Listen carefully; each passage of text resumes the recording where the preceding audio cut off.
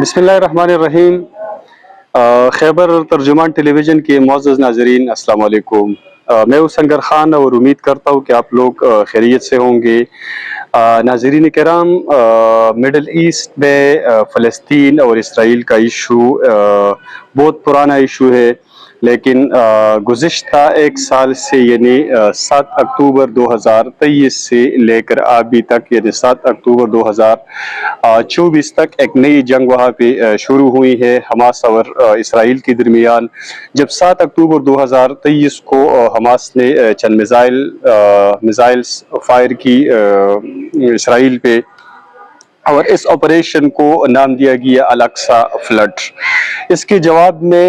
اسرائیل نے جوابی کارروائی شروع کی اور آج ایک سال اس جنگ کا پورا ہو گیا۔ اس ایک سال کے دوران بی بی سی کے ایک رپورٹ کے مطابق 41,000 فلسطینی شہید ہو گئی۔ حماس کے اندر، فلسطین کے اندر جو ایجوکیشن انفراسٹرکچر ہے، جو ہیلتھ انفراسٹرکچر ہے، جو ان کا روڈ انفراسٹرکچر ہے، جو پانی کا جو ایشو ہے، فلسطین ان سب مسائل سے ابھی تک دوچار ہے۔ تو اس ایشو پہ آج ہمارے ساتھ عبدالولی خان یونیورسٹی کے انٹرنیشنل ریلیشنز کے ڈپارٹمنٹ کے چیئرمین ڈاکٹر سجاد علی خان صاحب موجود ہے۔ سر، آپ کے وقت کا بہت شکریہ۔ بہت شکریہ۔ آج کے اس پروگرام میں ہم ڈاکٹر صاحب سے سوالات کریں گے کہ اس کی امیڈیٹ کازز کیا تھی، حماس کیوں اس پہ مجبور ہو گیا کہ وہ اس پہ اٹیک کرے اسرائیل پہ۔ اس کے ہم ریجنل امپیکٹس پہ بات کریں گے، اس کے ہم گلوبل امپیکٹس پہ بات کریں گے، اور ساتھ ساتھ اس جنگ کی پاکستان پہ کیا اثرات مرتب ہے، اس پہ بھی بات کریں گے۔ یونائٹڈ نیشنز جو کہ ایک انٹرنیشنل باڈی ہے اور جنگ کے روک تھام کے لیے بنیادی طور پہ بنائی گئی ہے ورلڈ وار 2 کے بعد، لیکن ابھی تک یو این او کا رول ناکام رہا ہے اس کے اندر، تو اس پہ بھی بات کریں گے، اور ساتھ اس کی سلوشنز پہ بھی ہم بات کریں گے۔ ڈاکٹر صاحب، یہ فرمائیے کہ یہ جو ایشو ہے، اس کے ایک پرانا ایشو ہے 1947 سے، اس کے پیچھے بھی جب ہم جاتے ہیں تو یہ ایشو اس وقت سے موجود رہا ہے، لیکن یہ جو 7 اکتوبر 2023 کو حماس اس پہ مجبور ہو گیا، تو اس کے بارے میں مختلف تھیوریز ہے، مختلف مفروضے ہیں۔ تو سر، آپ کا اس کے بارے میں آپ کا کیا نقطۂ نظر ہے؟ جی، بسم اللہ الرحمن الرحیم۔ جیسے آپ نے انٹرو میں بتایا کہ فلسطین کا ایشو ابھی کوئی نیا ایشو نہیں ہے، بلکہ کافی پرانا ایشو ہے، اور ابھی جو اکتوبر 7 پچھلے سال فلسطین کے جو گروپس تھے حماس وغیرہ، انہوں نے حملہ کیا، پھر میزائلز وغیرہ بھی ان کے اوپر، یعنی پورے آرگنائز طریقے سے ان کے اوپر حملہ کیا، تو یہ ایک بہت بڑا ایونٹ ہے، اور اس کے بارے میں کافی مختلف قسم کی رائے ہیں، مختلف جو اسکالرس ہیں ان کے، تو ان میں سے جو ڈومیننٹ ایک ویو پوائنٹ ہے، جو رائے ہے، وہ یہ ہے کہ یار اصل میں حماس اور جو اور ملیٹنٹ گروپس ہیں، تو وہ فلسطین کے مسئلے کو پرومیننٹ بنانا چاہتے تھے، تاکہ دنیا کے جتنے بھی انٹرنیشنل لیول پہ اس کو پذیرائی ملے، اور ایک ایسا ایشو جس کو عرب ملکوں نے یا مغربی ممالک کے اندر ابھی اس کے اوپر بہت ہی کم بات ہوتی ہے، تاکہ یہ دوبارہ انٹرنیشنل لیول پہ مختلف فورمز پہ اس کو ہائی لائٹ کیا جا سکے، اور اس میں کافی حد تک کامیاب بھی ہوئے۔ اور اس کی وجہ یہ تھی کہ دوسری جو وجہ ہے وہ یہ ہے کہ کافی سارے عرب ممالک اور پھر ساؤتھ ایشیا کے اندر کچھ ممالک، جن میں پاکستان کے بارے میں بھی کہا جا رہا ہے کہ وہ they were going to accept the Israeli state، تو پیچھے ڈپلومیٹک لیول پہ یعنی کافی ساری چیزیں چل رہی تھی، عرب ممالک تو بالکل ایگریمنٹ کے قریب پہنچ چکے تھے، جیسے سعودی عرب کے بارے میں کہا جا رہا ہے، ایون پاکستان کے بارے میں ہے کہ ان کی بھی نہ کوئی چل رہی تھی کہ فلسطین کو اگر سعودی عرب اور جو پاکستانی الائنس ہیں مڈل ایسٹ کے اندر اگر وہ تسلیم کر لے تو پاکستان پھر کیا کرے گا، آپشن اس کے پاس کیا ہوگا۔ تو نیوز کے اندر آئے بھی تھا کہ کچھ اسرائیلی جو ایروپلینس ہیں وہ کراچی ایئرپورٹ پہ بھی یہاں تک کہا جا رہا تھا۔ بہرحال تو جو بنیادی مقصد تھا تاکہ جو ایک تو یہ ہے کہ یار جو اسرائیلی اسٹیٹ کو تسلیم کرنے کی بات ہو رہی ہے تو یہ چیز ختم ہو جائے، اور دوسرا یہ ہے کہ یار فلسطین کا مسئلہ جو بہت پرانا ہو چکا ہے، اس کی طرف کوئی توجہ نہیں دے رہا گلوبل لیول پہ، انٹرنیشنل پالیٹکس میں، دوبارہ اس کو نمایاں کیا جائے۔ اور کافی حد تک میرے خیال میں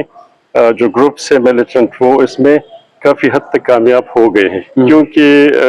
نہ صرف یہ کہ مڈل ایسٹ کے اندر بلکہ پورے گلوبل لیول پہ فلسطین ایشو کے اوپر ہم نے دیکھے نیوز کے اندر اور میڈیا کے اوپر، تو ہر جگہ پہ اس سلسلے میں لوگ متحد ہو کے اور بڑے آرگنائز طریقے سے اس کے اوپر انہوں نے آواز اٹھانا شروع کیا، اپنے گورنمنٹس کے اوپر انہوں نے پریشر ڈالنا شروع کیا،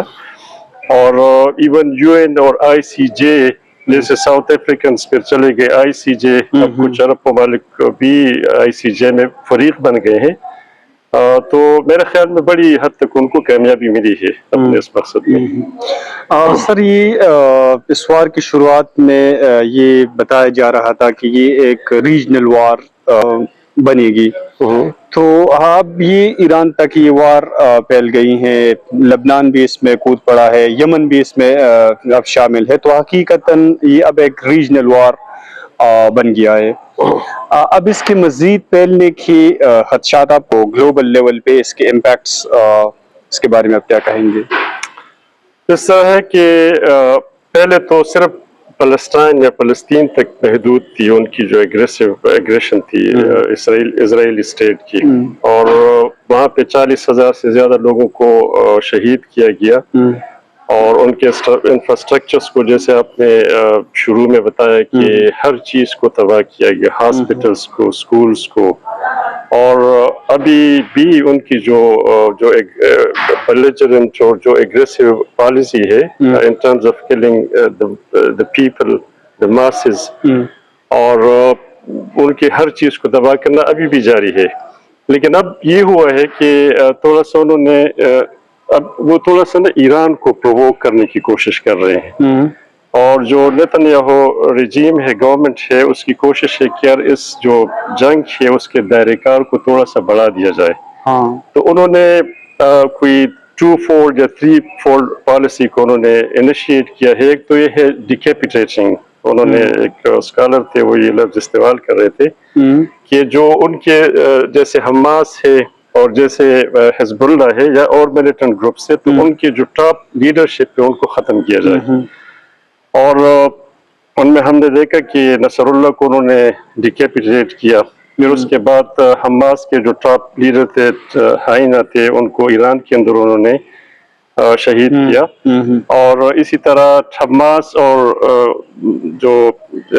حزب اللہ کی لیڈرشپ پہ جو سیکنڈ ٹیئر یا تھرڈ لیول پہ جو لیڈرشپ ہے ان کو بھی تقریباً ختم کیا جا چکا ہے، اور مقصود ان کا یہ ہے کہ یار اس طرح اگر ان کی لیڈرشپ کو ختم کیا جا سکے تو جو ہمارا گول ہے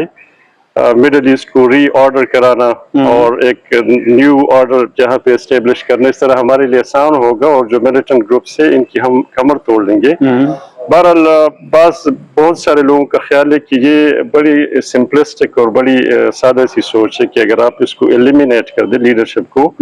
کیونکہ ان کا آرگومنٹ ہے، جو لوگ اس قسم کی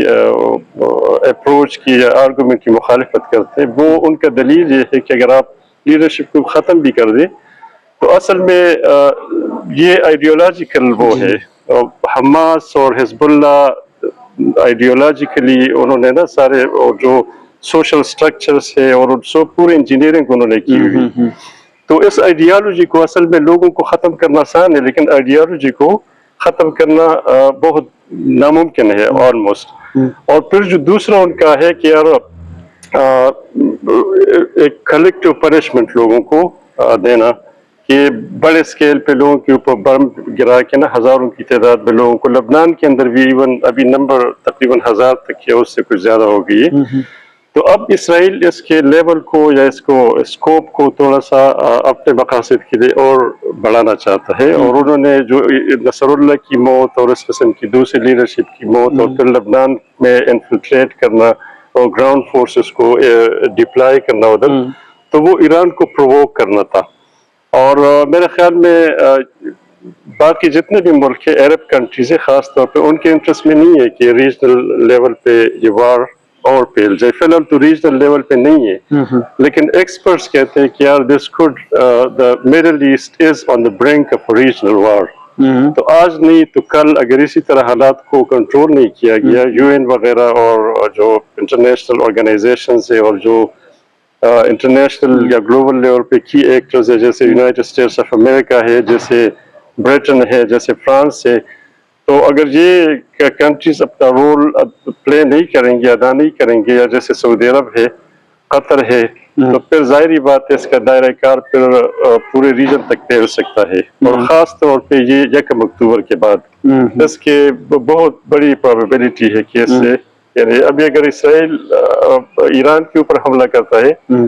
تو ایرانیوں نے بالکل ڈکلیئر کیا ہوا ہے کہ یار اگلا جو ہمارا ہدف ہوگا اسرائیلی ہوگا, اور اگلا جو حملہ ہوگا اس سے بھی کئی گنا زیادہ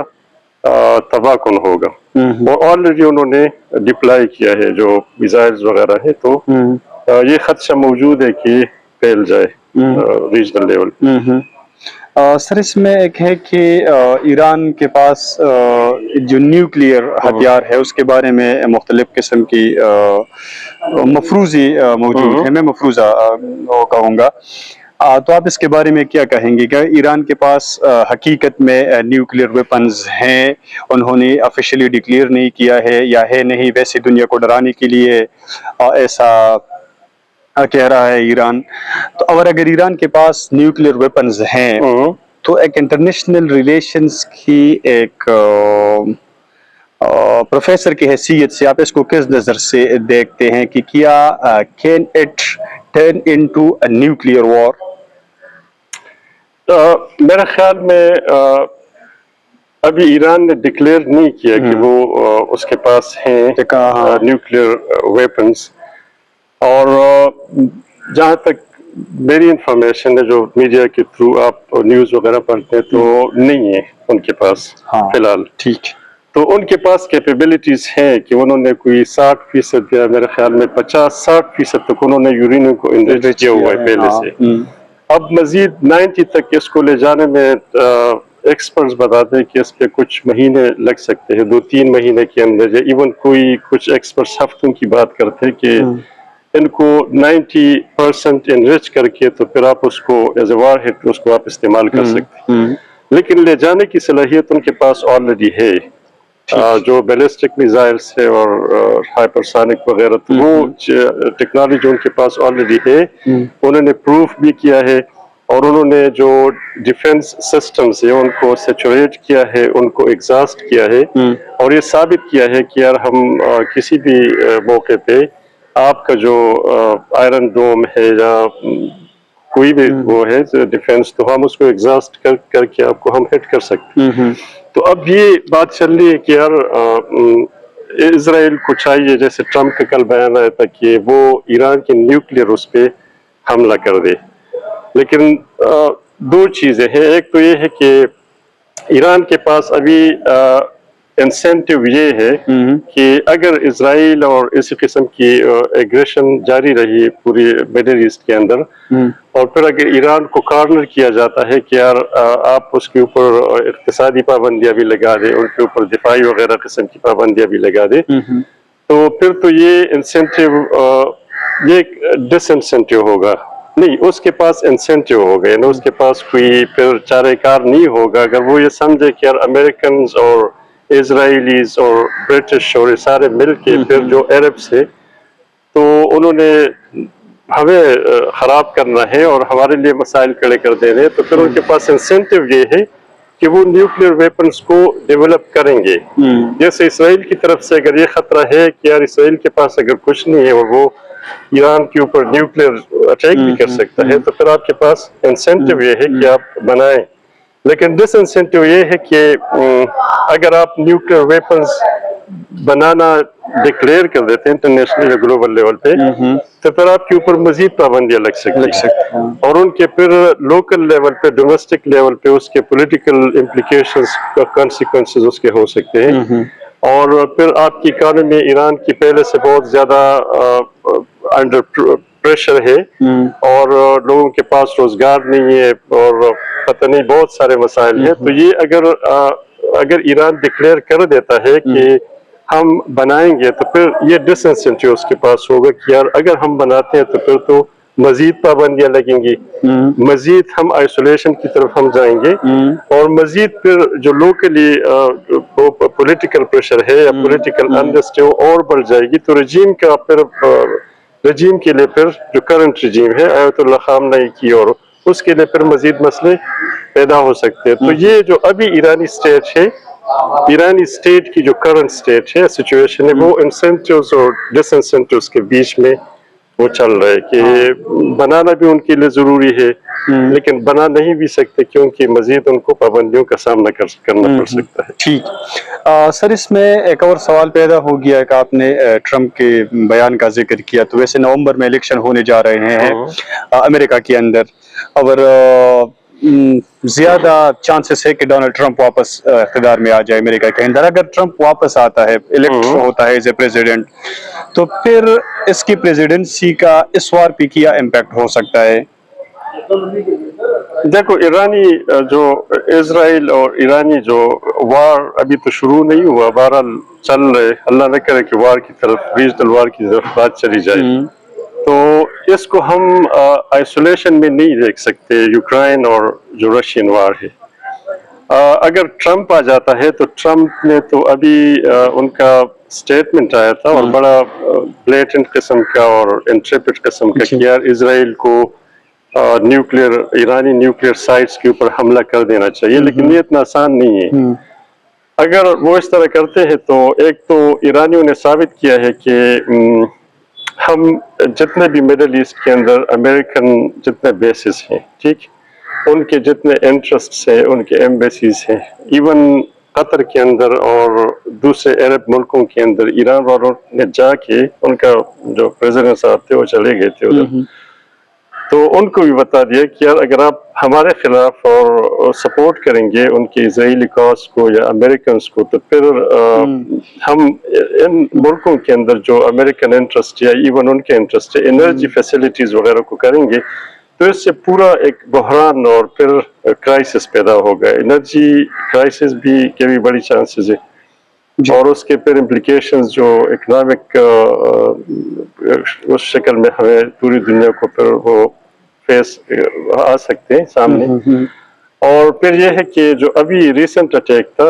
180 मिसाइल जो उन्होंने दागे इसराइल के ऊपर, तो उससे ये बात साबित हो गई है और ये मेरे ख्याल में पहली मर्तबा है कि ईरानियों ने ये साबित किया है और शायद चाइनीज और रशियंस और बाकी के मुल्क भी इसी तरह से सोच रहे हो कि आप किसी भी डिफेंस सिस्टम को, आप कोई भी डिफेंस सिस्टम वो इनविंसिबल नहीं है, आप उसको ज़ीर कर सकते हैं। और ये उन्होंने करके दिखा दिया है कि आयरन डोम है, लेकिन आयरन डोम कुछ मिसाइलों को गिराने के बगैर वो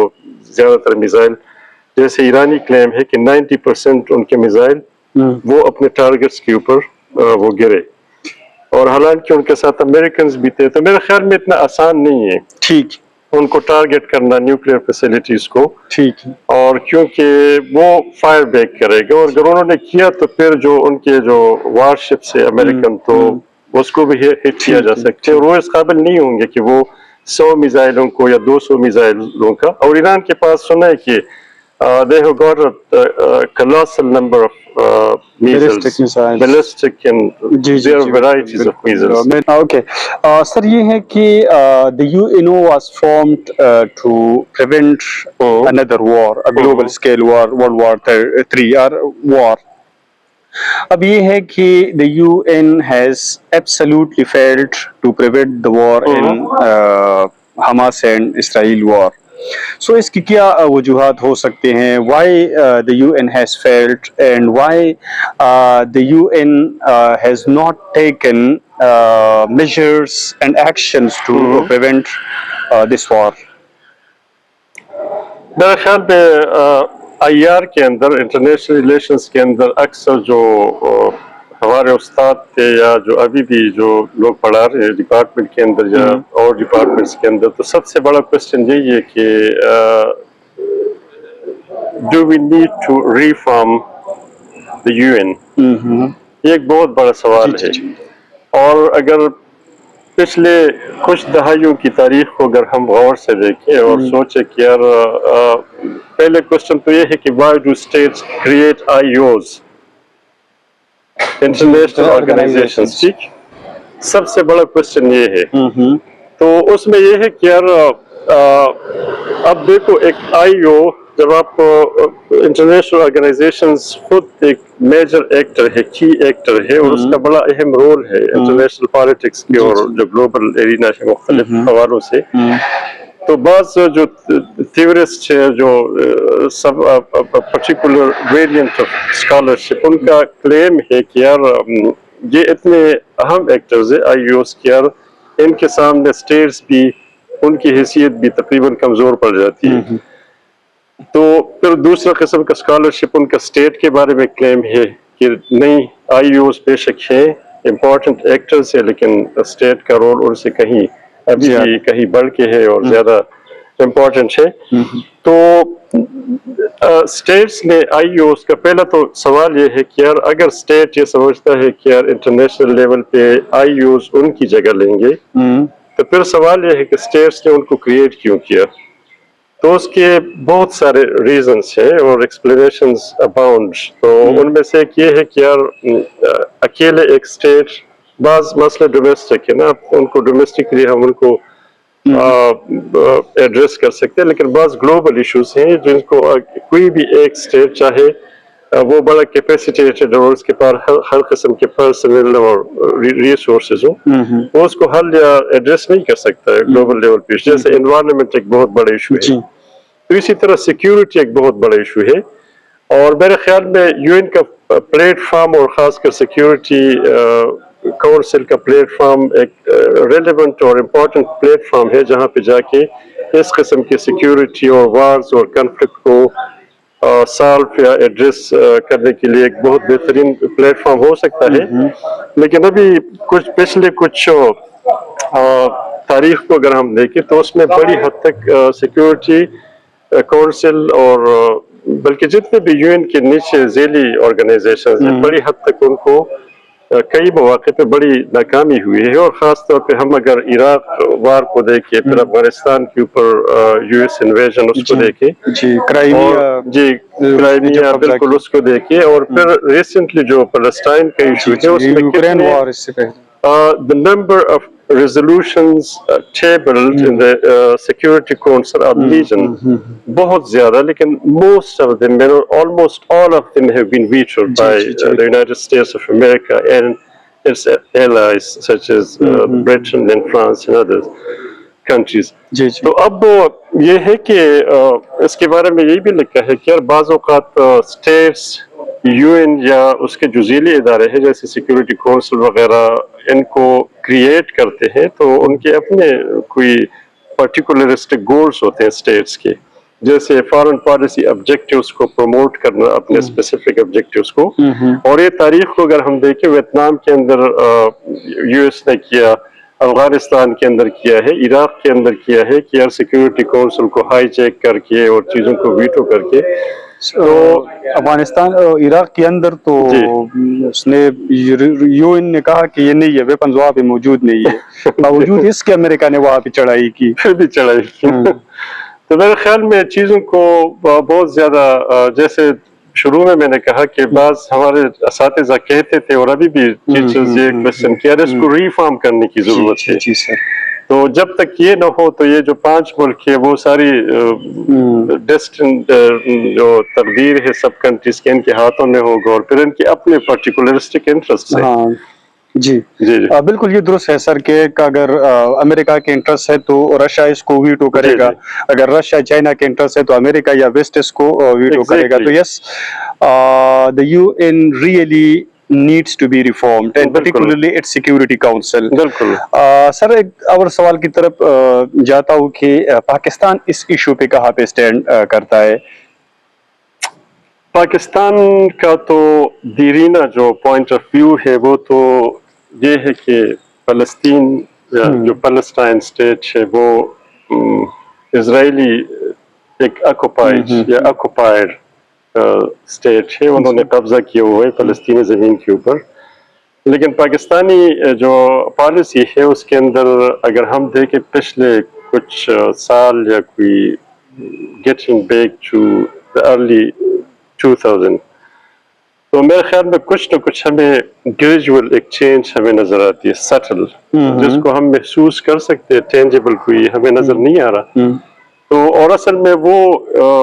اس لیے ہے کہ کچھ عرب ملکوں کے اندر یہ سوچ پھل بڑھ رہی ہے کہ یار اس مسئلے کو once and for all settle کرنے کے لیے ضروری ہے کہ یار دو جو اسٹیٹ کا، دو ملکوں کا جو نظریہ ہے کہ یار اسرائیل کی بھی اپنی اسٹیٹ ہو اور پھر فلسطینیوں کی بھی اپنی اسٹیٹ ہو، پھر اس طرح اس مسئلے کو ہمیشہ کے لیے ختم کیا جا سکتا ہے. اور پھر چونکہ مڈل ایسٹ میں یہ سوچ ڈومینیٹ کرتی ہے جو رجیمس ہیں ان کے اندر، اور پھر ان کے ساتھ پاکستان کے بڑے قریبی تعلقات ہیں. اور پاکستانی جو جتنے بھی ملک ہیں پاکستان کی فارن پالیسی کے محور کے طور پہ ان کو ہم دیکھتے ہیں، فائنینشلی بھی ہمیں سپورٹ کرتے ہیں، اکنامکلی اور مورلی بھی ہمارے نا بڑے کلوز لنکس ہیں. تو اس وجہ سے میرے خیال میں پاکستانی جو پالیسی ہے ٹورڈز فلسطین اینڈ اسرائیلی ایشو یا کانفلکٹ، تو ان کے اوپر مڈل ایسٹ کا سایہ ہے ایک قسم کا. اور یہاں پہ سوچ ایک پنپ رہی تھی کہ یار خاص طور پہ عمران خان کے اس میں کہ یار اگر اس طرح ہے تو ان کو تسلیم بھی کیا جا سکتا ہے. اگر عرب ملک جیسے سعودی عربیہ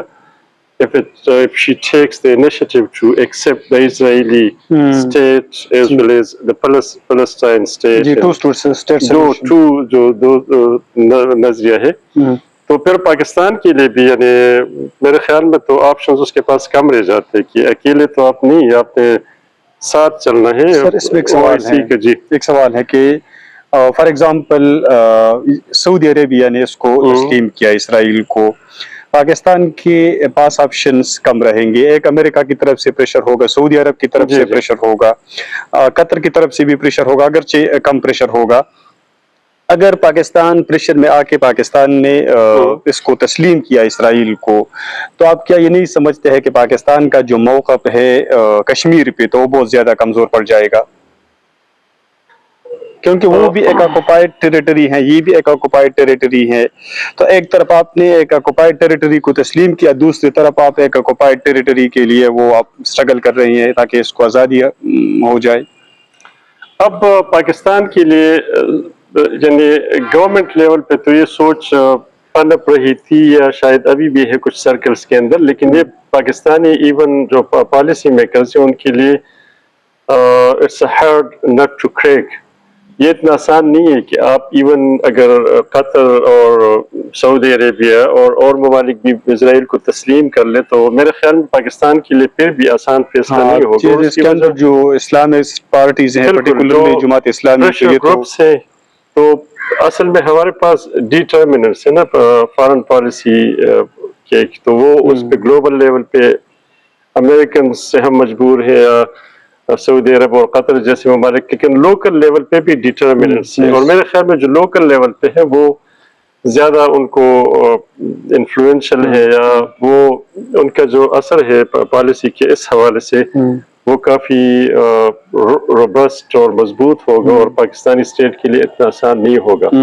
باقی کشمیر پہ تو پاکستانی جو موقف ہے وہ تو کافی حد تک ابھی کمزور پڑ گیا ہے، اور خاص طور پہ ریووکیشن آف آرٹیکل 370 اس کے بعد 5 اگست 2019 کے بعد، بالکل، تو اس وقت انہوں نے اسٹینڈ نہیں لیا، اور میرے خیال میں کوئی ایک قسم کی بارگیننگ ہو گئی پاکستانی جو گورنمنٹ ہے اور پھر امریکہ اور بیچ میں اس قسم کا، تو اس پہ ہماری پوزیشن بڑی کمزور ہے. اور اب وہ بات کہ یار کوئی جو اقوام متحدہ کی UN کی جو ریزولوشن ہے تو وہ بھی کافی حد تک ابھی اگر ہم اس کو کہیں بھی یا سوچے بھی کہ یار UN کے جو ریزولوشن ہے اس کو آپ اپلائی کر دیں تو اس میں بھی ہمارا نقصان ہے، کیونکہ ریسنٹلی ہم نے دیکھا تو لوگ کچھ میرے خیال میں زیادہ ان کا جو ٹینڈنسی ہے جو they are tilted towards India, not India, but they would prefer to establish, they would try for the establishment of an independent state. اس میں ان کو شاید زیادہ فائدہ نظر آ رہے. ٹھیک ہے سر، اس وار کی ریجنل امپیکٹس کیا ہوں گے؟ یہ جو اسرائیل فلسطین کی وار کی میں بات کر رہا ہوں، امپیکٹس اس کے جو ریجنل ممالک ہے اس پہ کیا ہو سکتے ہیں؟ وہ تو ناقابل بیان ہے. تو کیونکہ ابھی ہم نے انسانی جانوں کی ضیاع کی شکل میں اور انفراسٹرکچر ریویجز آف وار کہ جو کچھ ہوا ہے تو وہ ہمیں نظر آ رہا ہے. اور اگر خدا نخواستہ یہ فلسطین اور پھر لبنان سے نکل کے یہ وار شام اور ایران تک یہ بات پہنچ جاتی ہے تو پھر جتنے بھی اور ممالک ہیں وہ پھر اس سے بچ نہیں نکل پائیں گے. اور اس میں اس کی وجہ یہ ہے کہ اس میں کچھ ممالک ہیں جو کمپلیسٹ ہیں اسرائیل کے اور یا امریکنز کے ساتھ ملے ہوئے ہیں. تو ایران نے ان کو تھریٹ کیا ہوا ہے کہ یار اگر ہماری ساورنٹی کے اوپر اگر آن چاہتی ہے تو پھر جہاں کہیں پہ بھی آپ کے انٹرسٹ ہوں گے، امریکن انٹرسٹ ہوں گے، جیسے قطر کے اندر ان کا ہے، سعودی عرب کے اندر ہے، ان کی آرمی ہے یا آرمی پرسنل سے فوجی اڈے ہیں پورے میڈل ایسٹ کے اندر، تو پھر ان کو ٹارگٹ کیا جائے گا. اور پھر جو ان کا دوسرا ٹارگٹ ہے کہ اگر ہمیں چلا گیا ہمارے آئل ریفائنریز کو اور پروڈکشن فیسلٹیز کو ٹارگٹ کیا گیا تو پورے مڈل ایسٹ کے اندر جو یورپ کو سپلائی کرتے تو ان سب کو ٹارگٹ کریں گے. ٹھیک. تو اس کے پھر ڈیزاسٹرس کانسیکوینسز ہوں گے پوری ورلڈ اکانومی کے لیے اور پوری اس کے لیے. تو میرے خیال میں انرجی کا ایک بحران ہو سکتا ہے اس سے. اور اتنا آسان نہیں ہے میرے خیال میں، کو بہت زیادہ نا ان کو سوچنا پڑے گا کہ یار اگر اس طرح کرتے، کیونکہ ابھی میرے خیال میں جو ایران کا پاسچر ہے تو اس کے پیچھے بھی ان کی کوئی اسٹرینتھ ہے، وگرنہ وہ کبھی بھی 180 یا 200 کے قریب میزائل. سننے میں یہ آ رہا ہے کہ چائنا یا خصوصاً رشیا امریکہ اس کو ایران کو بیک کر رہا ہے اس وار میں. اوپنلی وہ تو ڈپلومیٹکلی تو بالکل اوپنلی کر رہا ہے اور ویسے بھی کر رہے کیونکہ ان کے ایکسپرٹس آئے تھے. یہ جو ہانیہ کو شہید کیا گیا، اسماعیل ہانیہ کو، اور اس کے بعد جب انہوں نے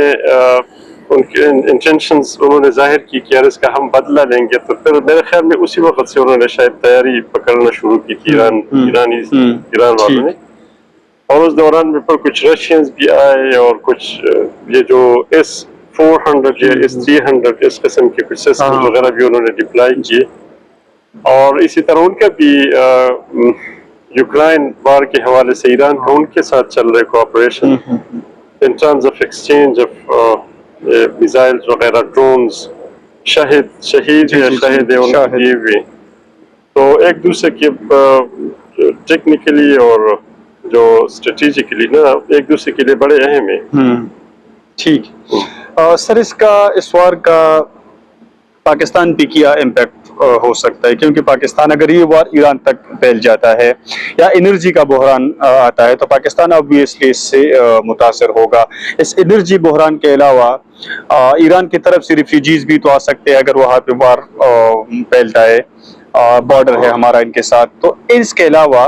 پاکستان کے لیے کوئی اور خطرات ہو سکتے ہیں اس وار سے؟ دیکھو، سب سے جو بنیادی چیز ہے وہ یہ ہے کہ اگر آپ کے پڑوس پہ آگ لگی ہو تو یہ آگ آپ کے گھر تک پہنچ سکتی ہے. اور جس طرح دوسرے گھر کو جلا کے راکھ کر دیتی ہے تو یہ عین ممکن ہے کہ آپ کے دوسرے کے گھر میں لگی ہوئی آگ آپ کے گھر تک آ کے پھر آپ کے گھر کو بھی جلا دے. تو اس کے تو امپلیکیشنز ہو سکتے ہیں. اور جو سب سے جو بڑا خطرہ ہے وہ یہ ہے کہ چونکہ ہمارے ہاں ریلیجس جو ملیٹنسی اور یہ بڑے عروج پہ ہے، اور جہاں کہیں پہ بھی یعنی اسلام اور پھر جو ادر فورسز ہیں، جو فورسز ان کی بات آ جاتی ہے تو پھر اس قسم کے نان اسٹیٹ ایکٹرز جو ملیٹنٹس ہیں وہ آرگنائز اور ری آرگنائز ہونا شروع ہو جاتے ہیں. اور جیسے امریکنز لڑ رہے تھے ادھر افغانستان کے اندر، تو پاکستان کے اندر سارے لوگوں کے جذبات تھے کہ یار یہ انہوں نے انویڈ کیا ہے اور ظلم ہو رہا ہے، تو اسی طرح کے جذبات ادھر بھی بڑک اٹھیں گے. ہاں جیسا کہ ایران عراق وار کے درمیان یہاں یہ پہ جو ملیٹنسی ہے میرے خیال میں تو یہ اور بھی بڑھے گی، کیونکہ اصل میں یہ لوگوں کے جذبات کے ساتھ اس کا تعلق ہے کہ یار کیوں سارے مل کے اسرائیل اور پھر آ کے ہمارے پڑوس کے اندر، تو یہ پھر ہے کہ اس کا لیول مزید پھر بڑھ جائے گا. اور Pakistani state already is grappling with such challenges, so this could ultimately become one of the major challenge. Okay sir, اس وار کے لیے سولوشنز کیا ہو سکتے ہیں؟ پاکستان کو کیا کردار ادا کرنا چاہیے؟ امریکہ کا کیا کردار ہو سکتا ہے؟ پھر یو این او کا اور سیکیورٹی کونسل کا اس کے اندر کیا کردار ہو سکتا ہے تاکہ اس وار کی روک تھام ہو سکے؟ دیکھو، جو پہلے تو پاکستانی رول کے حوالے سے میں بات کروں گا تو جو میری معلومات ہے نیوز وغیرہ دیکھ کے یا جو انفارمیشن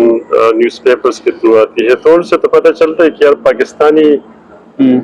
جو ان کے پلیٹ فارمز یا میڈیا کے تھرو تو اس وار کے اوپر بہت ہی کم بحث ہوتی ہے. تو کیونکہ ہمارے اپنے ڈومیسٹک مسائل زیادہ ہیں کہ بجائے اس کے کہ یار ایک گلوبل لیول پہ ایک ایسا ایشو کہ بڑا خطرہ ہے کہ یار پاکستان ڈائریکٹلی اس سے متاثر ہوگا، اس کے اوپر کوئی بات ہی نہیں ہو رہی. حالانکہ اس کے اوپر جو ہمارے اینکرز ہیں اور جو میڈیا سیلز ہیں ان کو اس طرف ایکولی اس کو امپورٹنس، ان کو اہمیت دینی چاہیے. ایران کے اوپر ایکسپرٹس کو بلا کے یا جو جرنلسٹ وغیرہ کو اس کے اوپر بات ہو. اب پاکستانی کوئی پالیسی، کوئی واضح پالیسی ہمیں نظر نہیں آتی، اور میرے خیال میں اندرونی خانہ اگر کچھ چل لو کہ یار ہم نے پھر کیا کرنا ہے اس کا تو پتہ نہیں ہے، لیکن ظاہری طور پہ ایسے ہمیں رہا کہ ہم بالکل یعنی لا تعلق سے ہمیں اپنی گورنمنٹ نظر آ رہی ہے. لیکن یہ ہے کہ انٹرنیشنل لیول پہ جو ایکسپرٹس ہیں وہ کہتے ہیں کہ یار اسرائیل جو کر رہا ہے ٹھیک، اس کے جو گولز ہے، کیا جو اس کی پالیسی ہے کہ اپر جو ان کا لیڈرشپ ہے اس کو ختم کر کے اور پھر ماس مرڈر یعنی لوگوں کو بڑی تعداد پہ قتل کر کے تو آپ اپنے آبجیکٹیوز کو حاصل کر لیں گے اس طرح، تو وہ بھی کہتے کہ یہ ناممکن ہے. اور اگر یہ ممکن ہوتا تو یہ فلسطین میں کر دیتے، ادھر ابھی بھی لگے ہوئے، ان کو تو قابو نہیں کیا حماس والوں کو، ادھر آ کے لبنان کے اندر گھس گئے. تو یہ جو اسٹریٹجی ہے اسرائیل کی تو اس طرح سننے میں آ رہا ہے کہ یہ that will ultimately turn into debacle, ignominious failure. لیکن یہ ایک رائے ہے، ابھی آگے کیا ہوتا ہے یہ، لیکن فی الحال جو نظر آ رہا ہے تو اس طرح ہے کہ دیکھو ان کا گول یہ تھا کہ حماس کو ایلیمینیٹ کر دے، لیکن حماس ابھی بھی ہے. لبنان کے اندر جا کے بمبارڈمنٹ کر کے حزب اللہ کے اپر جو ٹیئر ہے ساری لیڈرشپ کو ختم کر کے تو حزب اللہ کو ختم کریں گے. لیکن ابھی بھی یعنی آج بھی انہوں نے 100 سے زیادہ راکٹ داغے، کل اسی طرح کیا تھا، آج پھر وہ اور راکٹ ڈالیں گے. تو اس کا مطلب ہے کہ حماس اور جو حزب اللہ جیسے گروپس ہیں وہ ابھی بھی ہیں، اور وہ ابھی بھی اتنے ہی مسئلہ ان کے لیے مسائل پیدا کر رہے ہیں جتنے پہلے کر رہے تھے. تو مشکل ہے جو ان کے جو کہتے کہ ٹیکٹیکل گینز تو اسرائیل حاصل کر لے گا شارٹ ٹرم، لیکن اسٹریٹجک گینز وہ حاصل نہیں کر سکے گا یہ جو کر رہے ہیں اسٹریٹجی کے. سر یو این کا کیا ہو سکتا ہے تاکہ یہ وار اس کی روک تھام ہو سکے، آگے مزید نہ پھیل جائے؟ تو یو این کا وہی ہے کہ میں نے بتایا کہ بعض اوقات اسٹیٹس یو این جیسے اداروں کو یا آئی اوز کو کریٹ کرنے کا ان کا مقصد ہوتا ہے کہ اپنے فارن پالیسی آبجیکٹیوز کو پروموٹ کرے، فوسٹر کرے، آگے بڑھائیں. ٹھیک، یا جو انٹرنیشنل آرڈر ہے جو ورلڈ وار سیکنڈ کے بعد جو آرڈر اسٹیبلش ہوا تھا اس کو پریزرو کیا جائے جس میں ان کے سٹیکس ہیں جو بڑے ہیں. تو جب تک اس کو میرے خیال میں ریفارم نہیں کیا جاتا جو کہ ناممکن ہے تو تب تک ہمیں کوئی امید نظر نہیں آتی کہ آپ، کیونکہ جب تک آپ اسرائیلی اسٹیٹ اور امریکنز وہ کمپلیسٹس ہیں. ایون کل کی ایک خبر تھی کہ یار جو بلنکن صاحب ہیں ان کو کچھ ای میلز ٹریک کی تھی کسی نے, تو اس میں بلنکن نے ڈیلیبریٹلی فلسطین کے اندر جو ماس مرڈر ہو رہے ہیں اس کے اوپر ان کو آنکھیں بند کی ہوئی تھی. ہاں تو جب تک اس طرح کا ہے تو پھر ظاہری بات ہے کہ یو این کے اندر جو بھی ریزولوشن آئے گی اس کو ویٹو کیا جائے گا. اور ایون ریزولوشن ہے I forgot the number, تو اس میں سب لوگوں نے اتفاق کیا ہے کہ یار جنگ بندی ہو, لیکن اسرائیلی اسٹیٹ ریلیکٹنٹ ہے, وہ انٹرسٹڈ نہیں ہے کہ یار. لیکن ایک ویو یہ ہے کہ یار جو بائیڈن ایڈمنسٹریشن ہے, جو یو ایس ایڈمنسٹریشن ہے, وہ اصل میں ان کی خواہش ہے, اور اس کو ہم اس تناظر میں بھی دیکھ سکتے ہیں کہ یار کہا جا رہا ہے کہ یار یہ جو سینچری ہے this will be century of the east, یعنی جو south east Asian rise of China, rise of China ہے, ٹھیک ہے. پھر پاور شفٹ ہو رہی ہے اس سینچری کے اندر, اور یہ ہم دیکھ رہے ہیں کہ یار چائنا ایک سپر پاور کے طور پہ ایمرج ہو رہا ہے, ٹھیک ہے, اکنامکلی بھی اور ہر طرح سے. اوبر یا بی آر آئی یا سی پیک کے تھرو میڈیٹرینین اور جتنے افریقن مارکیٹ سے ان کو آکوپائی کرنے کی کوشش کر رہا ہے. تو یہ ایک بنیادی کوشچن ہے کہ آیا جو شفٹنگ ہے, یعنی جو Americans they are losing hegemony or the Chinese they are going to be the next hegemon, تو کیا یہ پیسفل ہوگا؟ تو تاریخ یا جو تھیوریٹیکل ایزمپشنز ہیں وہ ہمیں بتاتے ہیں کہ اس طرح کبھی بھی نہیں ہوا کہ یار ایک جو ہیجمن ہے وہ اگر اپنی ہیجمانک پوزیشن لوز کر رہا ہے تو یہ یعنی سوئفٹلی ہوگا اور بڑا پیسفل ہوگا, اس طرح کبھی نہیں ہوگا. بلکہ جو ہیجمن وہ طاقت کھو رہا ہے تو وہ جو ایمرجنگ سپر پاور ہے اس کے اوپر جنگ مسلط کرے گا. اور تاریخ بھی بتاتی ہے بالکل. تو یہ جو مڈل ایسٹ کا کرائسس ہے, اس تناظر میں بھی ہم اس کو دیکھ سکتے ہیں کہ یار جو پاور شفٹنگ جو ہے جی جو ہو رہا ہے, ٹھیک ہے, تو ایسا تو نہیں ہے کہ یار پورے جو ریجن کو آگ لگا کے اس کو to make this entire region tumultuous, تاکہ جو شفٹنگ ہو رہی ہے تھوڑا سا اس کو مزید اس کو ڈیلے کیا جا سکے یا اس کو ختم کیا جا سکے,